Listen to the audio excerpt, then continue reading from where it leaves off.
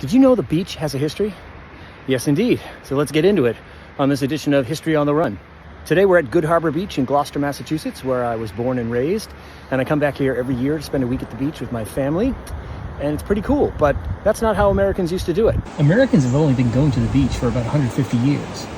Before the Civil War, people avoided beaches. They were considered barren wastelands and associated with dangers like storms, shipwrecks, pirates, and sharks. Three things had to happen to make the beach a place that Americans went to. First was the Industrial Revolution, which created dirty cities and stressed out workers who wanted to get away from the big city. So Americans began heeding the words of people like Henry David Thoreau to get back to nature, with some heading for the countryside and others going to the shore. Number two, the railroad. When that railroad network started spreading across America, many railroad entrepreneurs realized that they should send lines all the way to the beach and then build big seaport resorts. And this allowed a lot of working class and middle class Americans to get to the beach for just a few pennies. The first public beach in America was Revere Beach, just north of Boston.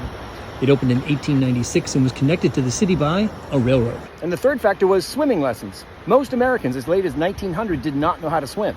So for most people, going to the beach meant wearing your Sunday best and maybe taking your shoes off and wading in a few inches of water. But by the 1920s, the development of practical bathing suits and places to learn how to swim, like the YMCA, meant that the waters at the beach were full of people swimming, frolicking, and floating.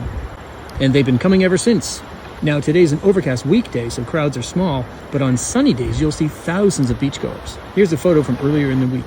Best job I ever had in almost 60 years was sitting on that lifeguard stand here at Good Harbor Beach for 3 summers during college. All right, that's going to do it for this edition of History on the Run.